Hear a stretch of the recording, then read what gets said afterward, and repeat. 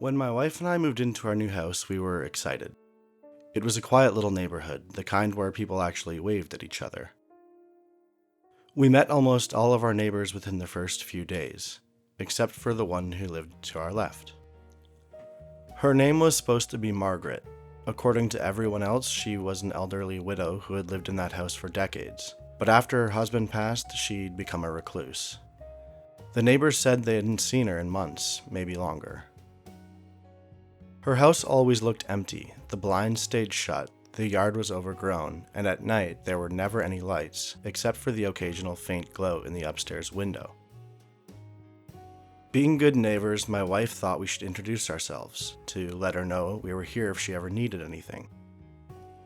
One night we made way too much food for dinner. My wife had the idea to take a plate over to Margaret, just to be neighborly. So we walked over, knocked on the door, and waited. No answer. We figured maybe she was asleep or just didn't want to be bothered, so we left the plate on the doorstep with a little note introducing ourselves.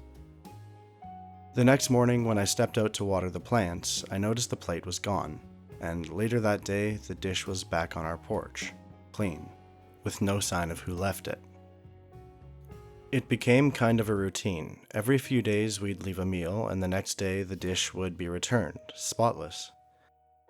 But we never saw her, never heard her, and the more I thought about it, the more something felt off. One night, I was up late working in the living room when I caught movement out of the corner of my eye. A figure in Margaret's upstairs window, just standing there, watching. But something wasn't right. The shape was wrong, too tall, too still. I brushed it off thinking maybe she had someone over to do work on the house, or maybe it was a relative. The next morning I casually asked one of my neighbors when they'd seen Margaret last. He shrugged and said, "A while ago, maybe last year?" I told my wife and we agreed to check in again.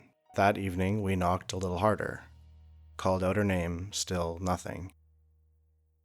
But as we turned to leave, I noticed something weird. The front door wasn't fully latched. Again, I got a feeling in my gut that something wasn't right. Normally, I'd never enter someone's house without permission, but you have to remember, this is an elderly lady who lives alone. What if she had fallen and needed help?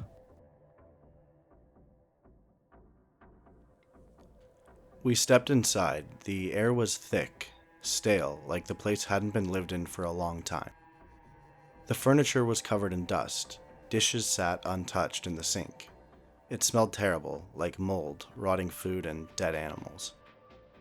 From the bottom of the stairs, I noticed an open door at the top. My wife begged me to leave, but at the least I wanted to make sure Margaret was okay. And if I'm being honest, if she wasn't okay, something would still have to be done about it. I walked up the stairs, and Elle followed reluctantly behind me. When I got to the top, I creaked the wooden door open further, and that's when I saw her. Margaret, or what was left of her. She had been dead for months.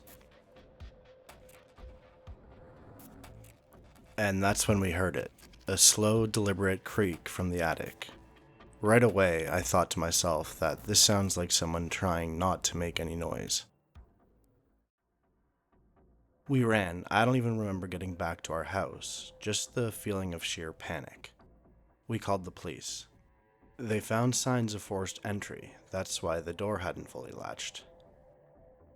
In the attic, they found a mattress, food wrappers, and pile of Margaret's belongings. Someone had been living there, watching, waiting.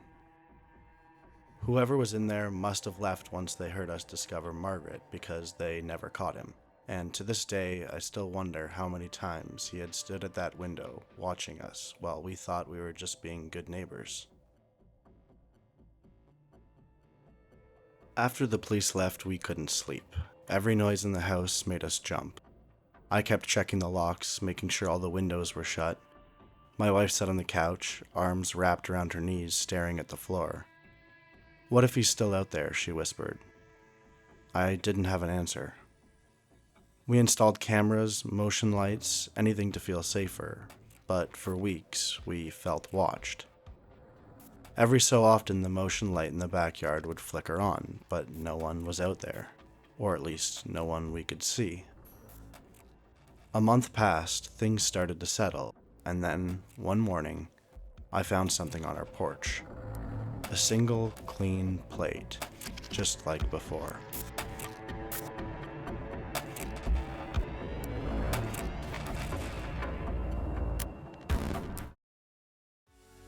If you liked this story, please consider liking and subscribing. Thanks so much, and we'll see you next time.